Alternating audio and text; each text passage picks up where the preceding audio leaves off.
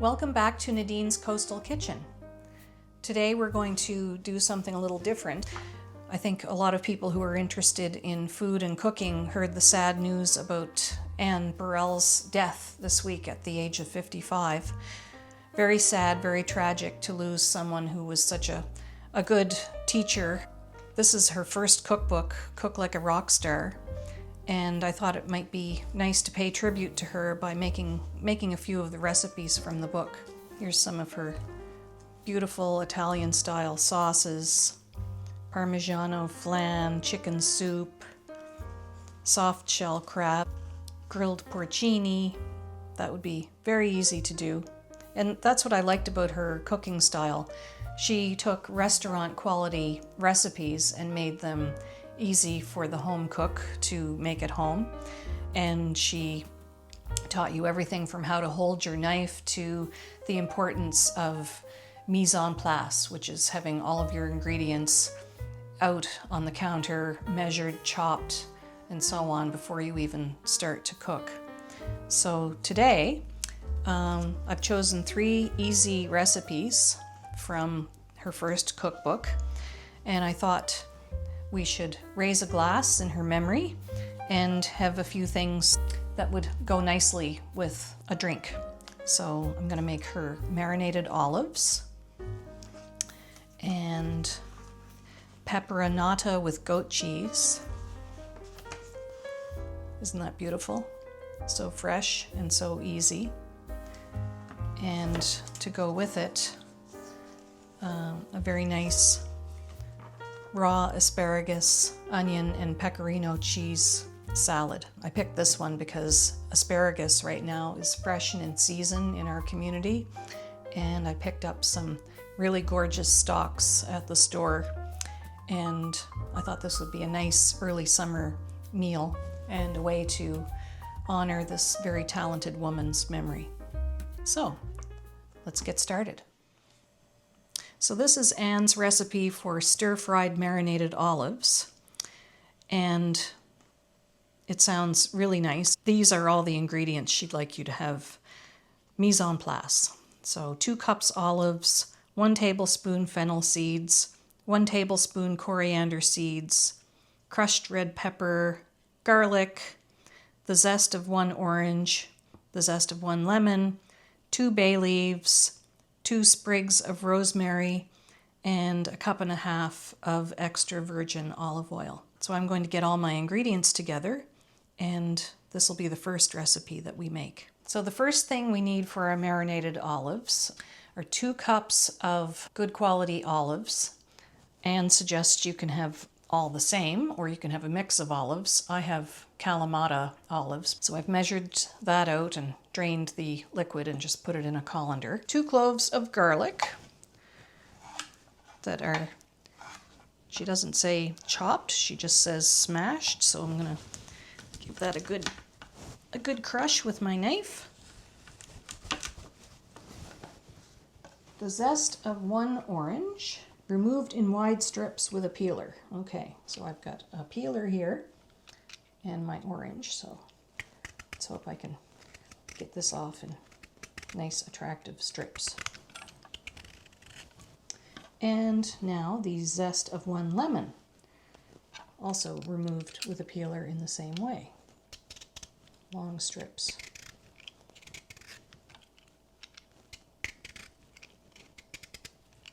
This smells so good. I think that's good.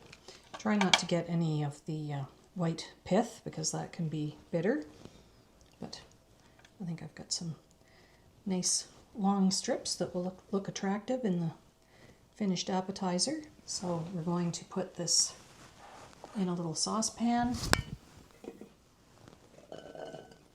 Olives, garlic, lemon and orange peel. So now we're going to put in a tablespoon of fennel seeds.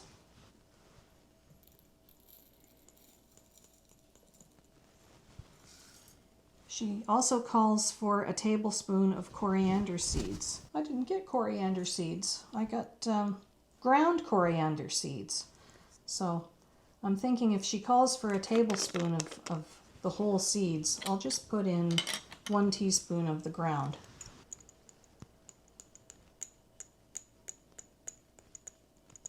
There, that should do it. And 2 bay leaves.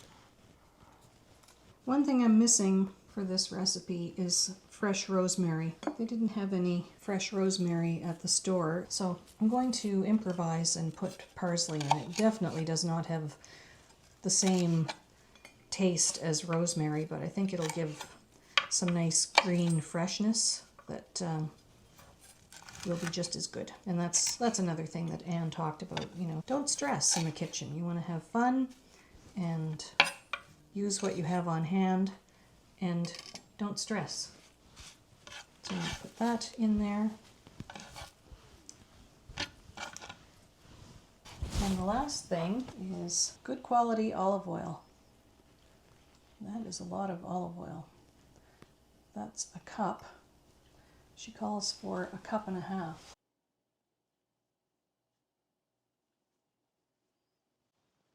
Okay. So there we have 1.5 cups. Okay. Now we're going to go over to the stove, and she says, in a saucepan, combine all the ingredients over low heat and warm everything until it bubbles gently, like a jacuzzi. Continue to cook the olives in their warm oil bath for about 20 minutes. This should be very aromatic. Okay, we're over at the stove and just pushing all the aromatics down into the oil so everything's making good contact.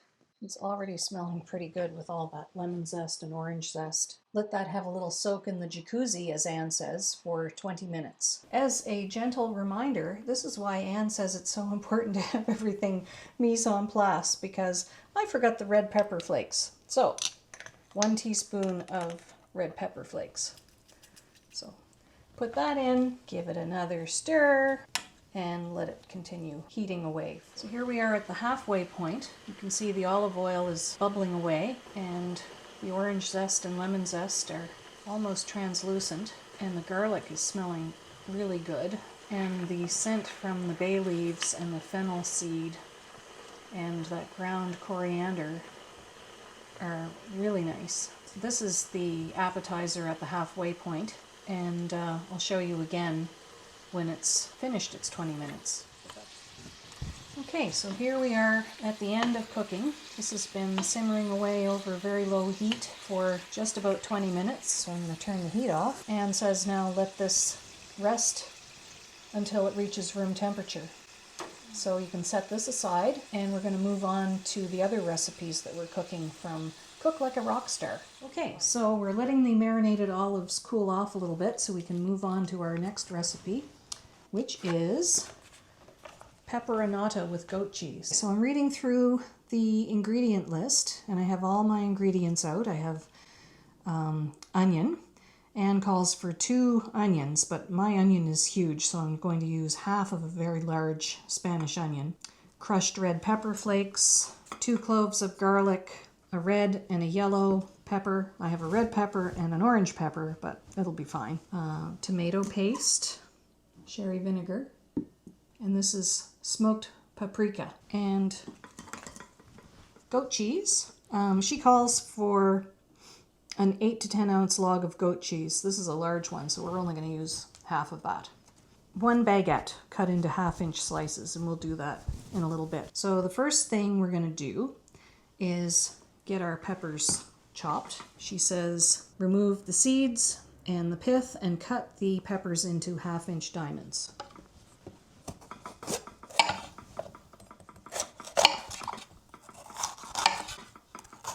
This is how I cut my peppers. I just go all along the outside. This way you don't get the seeds. We'll do the same thing with the orange pepper. 1/2-inch diamonds. Okay. I'm just taking the strips and cutting them like that. That's got a little bit of a pith, so we'll take that out.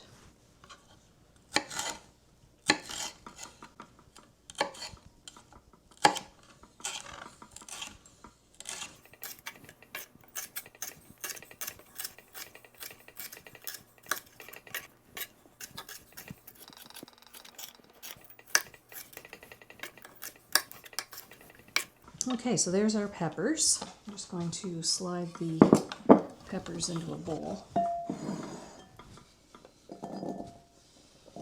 And I'll start working on this onion. She says 2 onions cut into 1/2-inch dice. Okay. This is how I cut my onions into dice. I find it easy to cut the onions in half. In this case, I'm just using half an onion anyway, so it's cut in half. And then I slice it on the longitudinal this way. And then when I do this, see, they're all going to be nice little pieces. Okay, now we are going to smash our garlic. And she doesn't say to chop the garlic, she says to smash the garlic. And I know Anne is a proponent of just using the garlic as an ingredient to scent the dish, and then she will remove it later sometimes. We'll see what she says later on in the instructions for this. I'll give it a crush, but I'll give it another good smash. She does say smash. Okay. Anne's instructions say to coat the sauté pan with some olive oil, so that's what we will do. She doesn't give any measurements for this, but I would say that's coating. And turn heat to medium, and she says to add the onions and the red pepper and the other pepper too, but not the garlic just yet.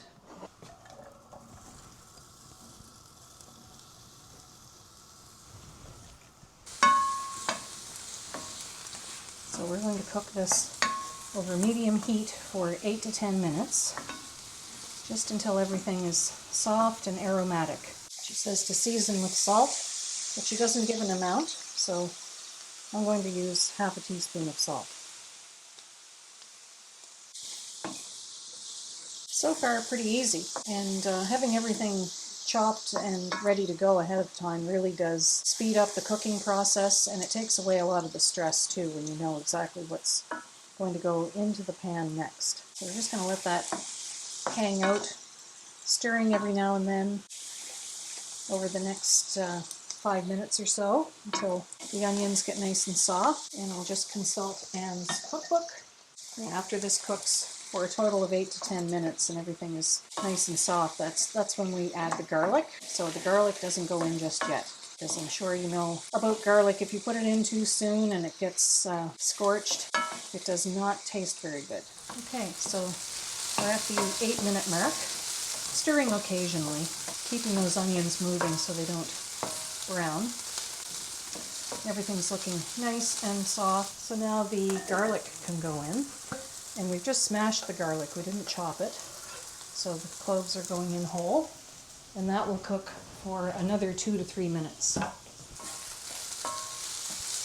This is just to perfume the peppers and the onions with the scent of the garlic. And again, you don't want that to brown either. This is just to release the flavor. If you see your pan getting a little hot, just turn it down. Doesn't that smell good? Yummy. Okay, now that the garlic has been cooking with the peppers and onions for 2 to 3 minutes, we're going to go in with 1/4 cup of water.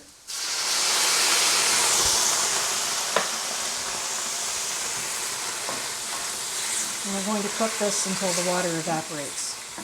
Like I said, you don't want your vegetables to brown at all in this, but if there's anything like that on the bottom of the pan, the water will deglaze that and bring all the flavor up into this beautiful mixture.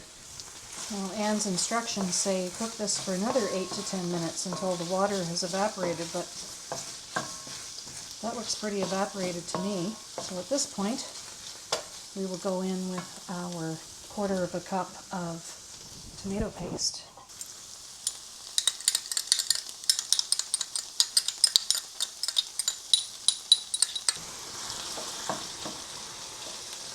Stir that all around to cook the tomato paste. My goodness, it smells so delicious. Let me just check to see how long she wants you to cook that. So half a teaspoon of smoked paprika. This is my smoked paprika. Half a teaspoon. I have a quarter teaspoon, so I'm using 2 to make a half. 2 tablespoons of sherry vinegar.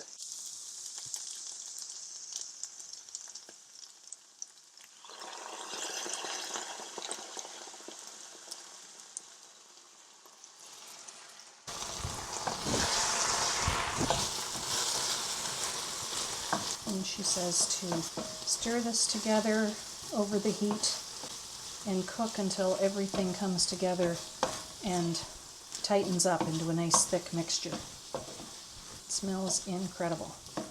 So this should cook for about 6 to 7 minutes.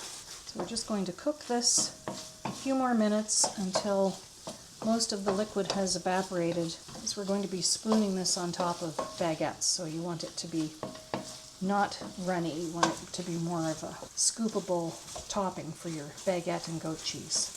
Okay, I think that's good. I think that's the consistency we're looking for. And we'll just let this cool in the pan, and we'll move on to the next step, which is slicing our baguette, toasting it, getting out the goat cheese, and then we're going to also work on a salad, so I'll tell you about the salad too in a little bit. Okay, while our pepperonata is cooling, we'll move on to the next recipe that we're going to make, and that is this gorgeous raw asparagus and red onion and pecorino salad. Doesn't that look nice? So fresh and green. And I think it's going to be quite easy. She calls for 1 bunch of asparagus, tough bottom stems removed. And this is the beautiful asparagus that I got at the store. It's from a local farm in the Annapolis Valley. So I'm anxious to put that in this salad. There's no cooking involved. It's just trimming it, cutting it into little pieces, and then adding a small red onion that's been finely diced. I don't have a red onion, so I have a shallot, and I think that'll be just as nice. And grated pecorino cheese, sherry vinegar, and olive oil, and salt and pepper. So very easy. And as Anne says in her book, it's super cinchy. I think it's going to be delicious. I love asparagus, especially when it's fresh. Okay, let's get started. And this was fairly recently harvested, so the stems shouldn't be that tough, but if you want to snap them off like that, you can usually have them break just at the best part. Oops. Don't roll away on me, asparagus.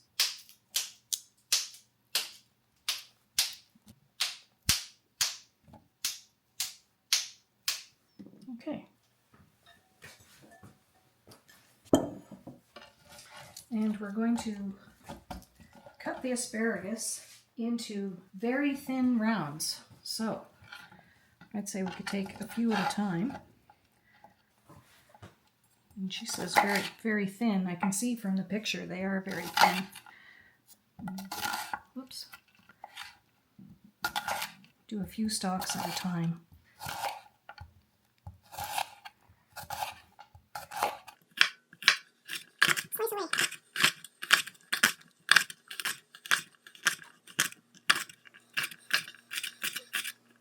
And see, she does mean very thin. I can see from her picture. If you can get them thinner than that even. But that's pretty good. Scrape this into my bowl.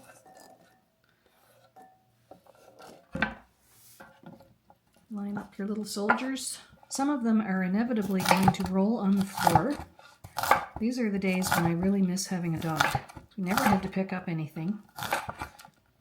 The dog would hear the sound of something falling on the floor and he would come running. There, that didn't take long at all. So get that in your bowl. Dice this shallot. I don't know if we're going to need the whole shallot. Shallots are stronger than red onion. I might just do half of it. So Just going to cut that in half. Set this aside for some other purpose.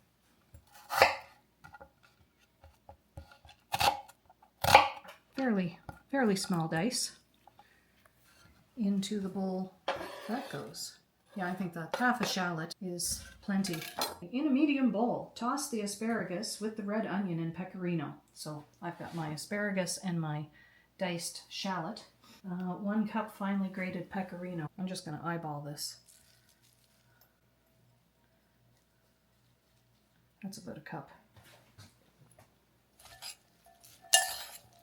Toss, toss, toss. Oh yeah. You can't go wrong with cheese, can you? There's a little wayward asparagus. Back into the bowl with you. Drizzle the salad with vinegar. She calls for 1/4 to 1/2 cup of red wine vinegar, but she says she likes it very bright and acidic, so adjust the vinegar to your taste. So I think we'll start with 1/4 cup, and if we want more acidity, we will do that.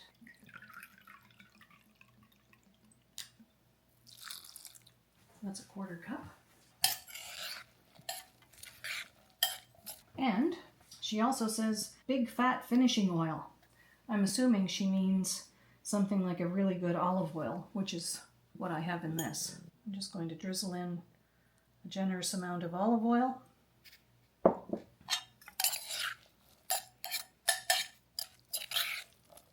That looks really good.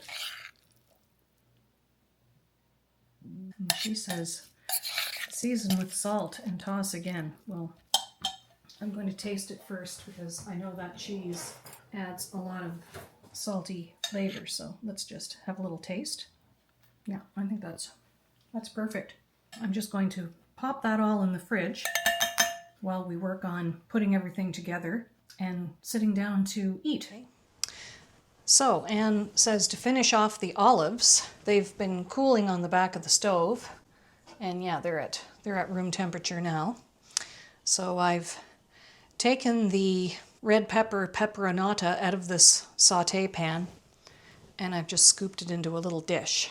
We'll be assembling this on baguette slices and goat cheese in a little while, but first we're going to do the last step of the olives, which is to get our sauté pan extremely hot and then pour in your olive mixture.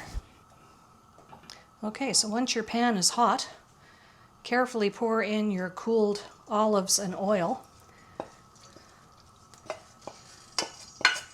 And she wants this to sizzle in the pan until the olives blister. The other thing Anne said about these olives was that if you wanted to make this ahead of time, you could do the first step of marinating the olives and simmering them for that 20-minute period in the aromatics. You could do that, cool them off, pour them into a jar, and just have that sitting in the fridge until you wanted to serve it.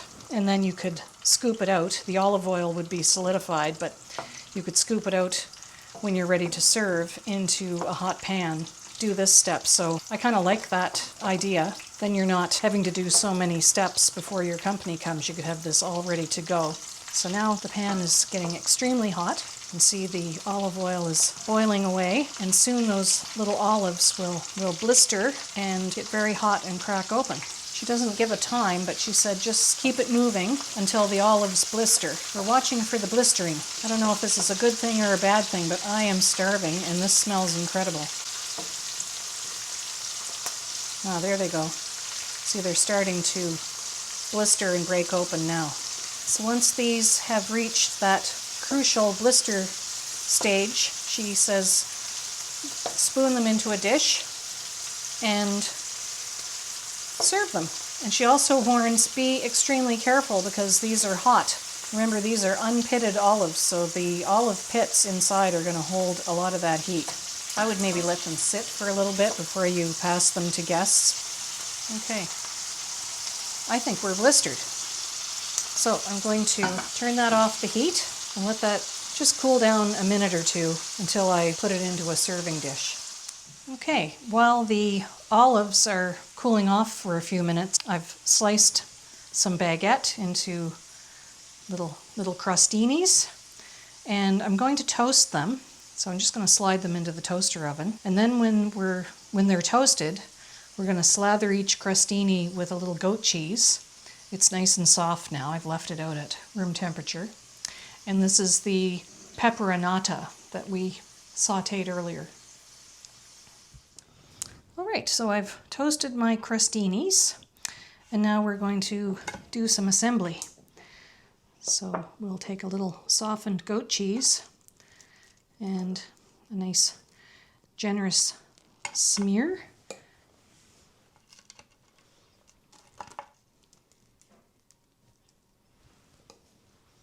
This is a nice, easy, make-ahead appetizer. You could have all the components made, and then as soon as your friends come over, you could do the assembly. The other thing you could do is just set it out like this and let people serve themselves. I think that would be fun too. They can make their own. Now a little dollop of this. Isn't that pretty?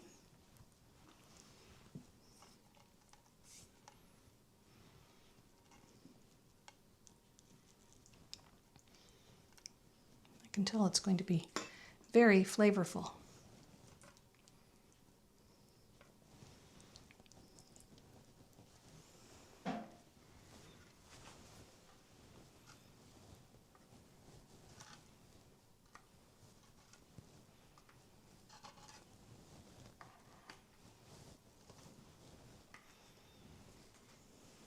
How does that look?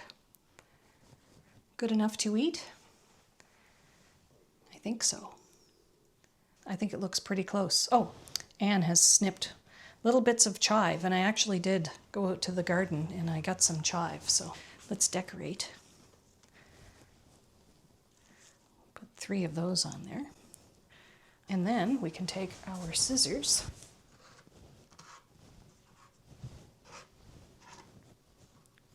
and snip a little chive.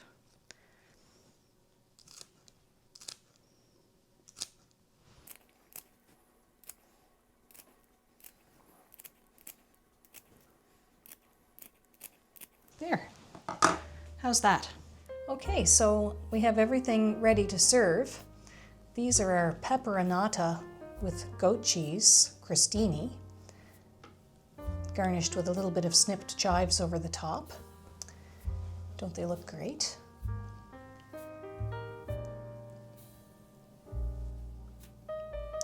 And these are our marinated olives that were blistered in hot oil. And I spooned this into the bowl quite a few minutes ago while I was assembling the crostini, and they're still quite warm, and I think they're going to be very good.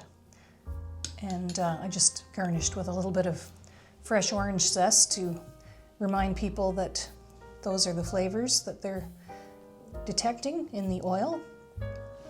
And this is the asparagus and pecorino salad.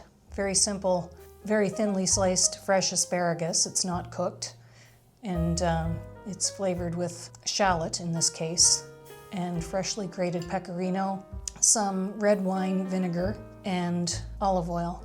If you like, a little bit of freshly cracked pepper might be nice in that, but I'm just leaving it as she wrote it. This was all intended to pay tribute to her memory. It's sad when someone so talented leaves us at such a young age. I think 55 is far too young. So we're going to have a little bit of wine. This is a rosé for summer. And we'll raise a glass. Cheers to those who have left us.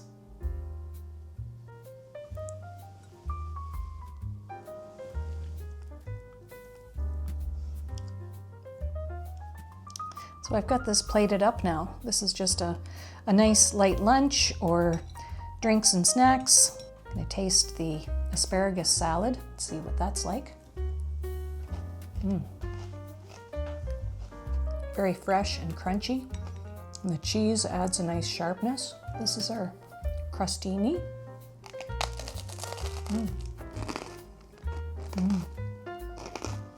Very good. And Lastly, her little frizzled olive that was marinated in fennel and coriander and garlic and orange zest and lemon zest and bay leaf. So good. I hope you enjoyed following along as I made these recipes from Anne Burrell's first cookbook, Cook Like a Rock Star. Everything in this book is delicious, and these 3 recipes were a nice way to look back on earlier days in her career. And I think it's a huge loss to the culinary community that she's passed away at such a young age. Thank you so much for watching. Please like and subscribe if you enjoyed this content, and I'll see you again very soon. Bye-bye.